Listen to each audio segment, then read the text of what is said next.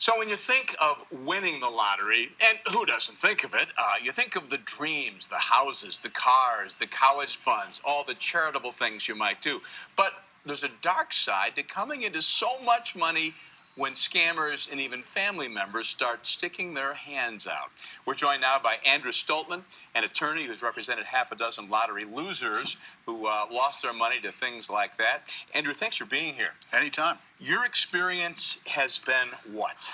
My experience has been when people win the lottery, globally, people come out of the woodwork to try to take advantage of them. From bad investments to fraudulent investments. And one of the worst perpetrators, family members. Every single family member wants the lottery winner to invest in a car wash, a bar, or restaurant. And so many of these people, over 75% of all lottery winners, end up having no money left within 5 years, which is really remarkable. And I know to most people, now we've read about this, we've heard about these things, but you say, wow, I mean, can't somebody just sort of like take control and say, wait a minute, have some discipline and say, I'm going to set aside 90% of this money in some kind of a fund and have some professionals. I mean, isn't that what you want to do? Yeah, that is what you want to do. And I think one of the biggest mistakes that people make is they take the lump sum distribution right off the bat. The best advice for people is to take the lottery winnings over 20 or 25 years. That way, if you make mistakes the first year or two, you still have 20 plus years to collect the rest of the money. But very few people do that. Right.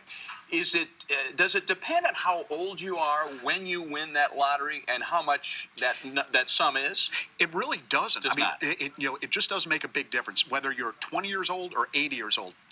Don't take the lump sum distribution. Okay. And you say don't make any major decisions for what, 6 months? Yeah, the temptation is to buy the mansion, to fund all the extravagant things you want to do. The best advice is to take 6 months, relax, keep it quiet, and then spend the money if that's what you want to do. Who do you trust? Nobody.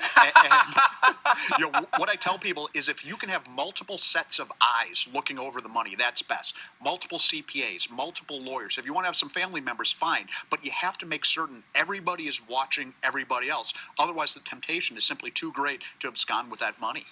And how much does it trouble you, or does it, that winners in Illinois are not allowed to stay anonymous? It's a huge problem. Illinois is one of 44 states that requires lottery winners' names to be released publicly. And that's a big problem because then what you do is you literally put a kick me sign, a target on their back for global scammers from across the world to target these folks, to solicit investments, solicit illegitimate investments. The lottery board loves the names to be released publicly because the best commercial they have, the best free commercial they have is the person holding the massive check saying, I won. Right. Exactly right. So you've had a half a dozen different lottery winners that you've worked with. Is there one story or one anecdote from one of these individual stories that kind of sticks out and maybe sums up what we're talking about? Yes, I had a gentleman in Wisconsin who won $10 million at the age of 67. Within 4 years, between bad investment advice, friends stealing from him, and relatives soliciting bogus investments, he was flat broke. And he said to me, I'll never forget this, I actually wish I had never won the lottery. Which is absolutely incredible. It really is. Andrew, we appreciate your time. Thanks Anytime. for coming in. Thank you. Good advice.